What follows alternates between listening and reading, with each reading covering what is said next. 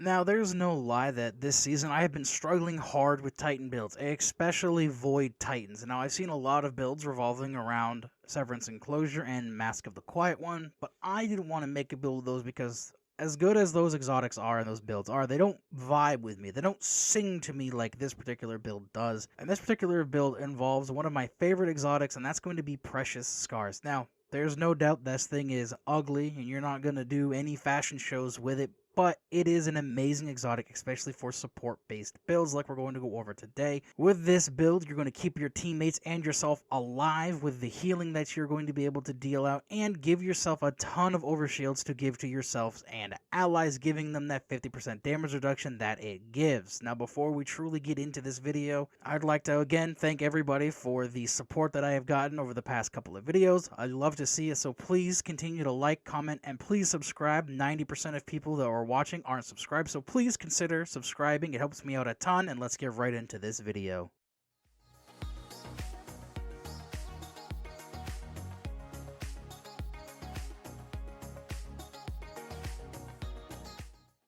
Now, like I mentioned just a second ago, the exotic we're going to be using with this build is Precious Scars, which comes with the exotic perk Kintsugi. Final blows from weapons with a damage type matching your subclass energy create a burst of healing around you. After reviving or being revived, you gain an aura that provides overshields to you and nearby allies. Unfortunately, like I said, this exotic is not going to win you any fashion shows anytime soon, but is amazing for support and keeping your team alive. When you get a weapon kill with a weapon matching your subclass, you and allies within 15 meters get healed for roughly 60 health. This does have a 3-second cooldown, and when reviving or being revived, you grant a 100 health overshield to yourself and allies within that same 15 meter aura. This aura is very noticeable. If you leave this area, you will lose the overshield. This helmet is not just good for PvE though. This helmet is one of my top tier choices for Trials of Osiris. I use it almost every weekend that I play, and allows you and your teams to make heavy advantages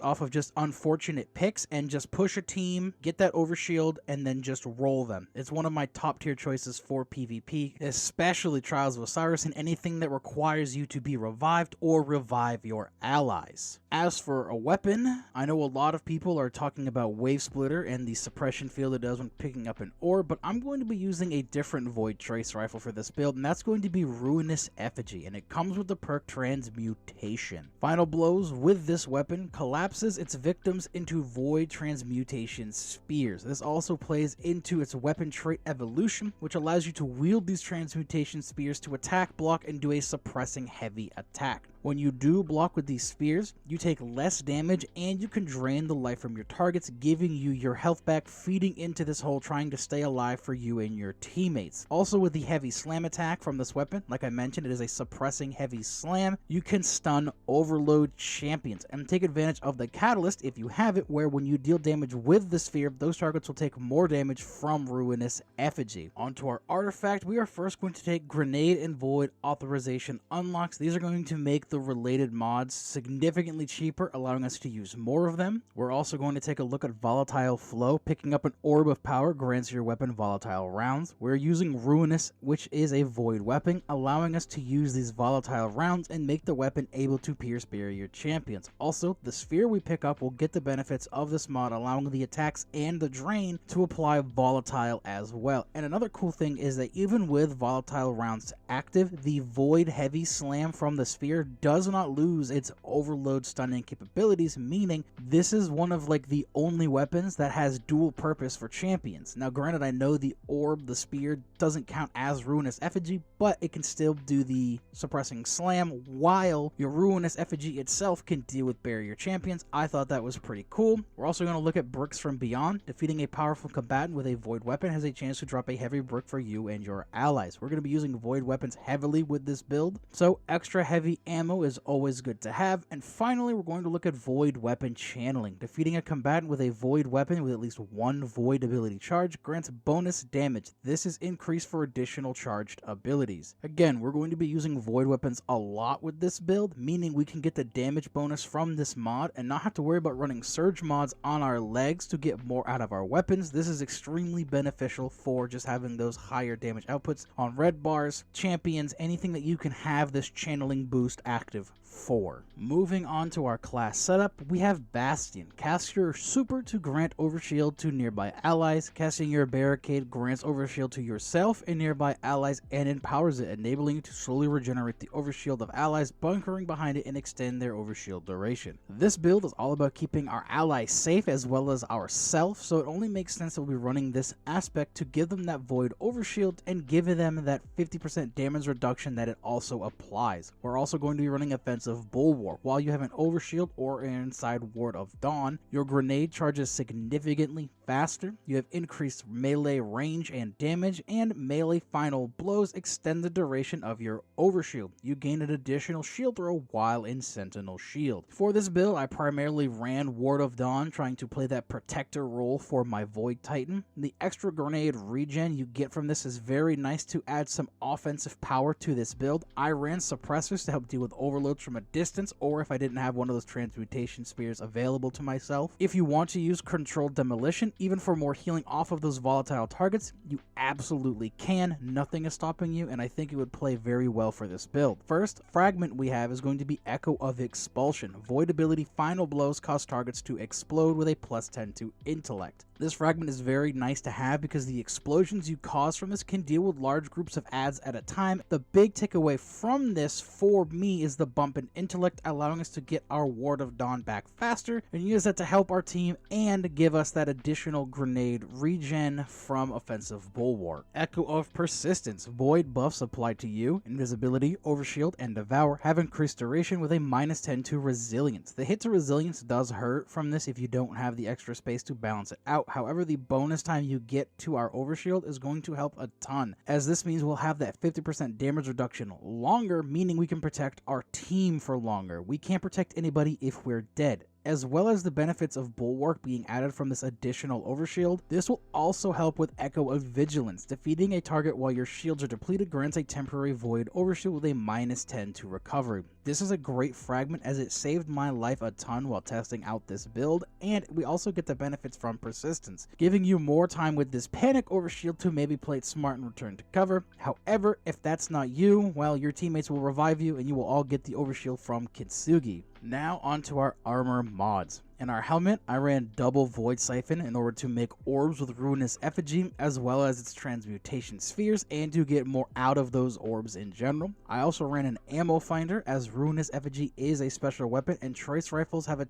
tendency to chug ammo like a frat boy chugs a keg. On our arms, we're going to start with firepower, allowing our grenades to make us more orbs when they get a kill, focusing strike, so when we do damage with our melee, we can get class ability energy, and the same for bolstering detonation and our grenades. When we do damage with our grenades, we will also get some class ability energy. On my chest, we have charged up, so we can have an extra stack of armor charge, putting us at a max of 4 stacks. I also ran resist mods. You can run whatever you want to run here. You can add ammo reserves and whatever else you want, and flinchings doesn't matter to me. That's your choice entirely. For legs, we have stacks on stacks, so we get 2 stacks of armor charge per 1 orb that we pick up. I also ran double insulation, so when we do pick up those orbs, we will get more class ability energy back. For our mark, we have Reaper. After using a class ability, our next weapon final blow will make us an orb of power. And finally, we have utility kickstart. When using your class ability, get some energy back, consuming stacks of armor charge to get more energy. This is going to allow us to throw down those barricades more often for those overshields and dealing out that 50% damage reduction that the void overshields will give, giving us more time to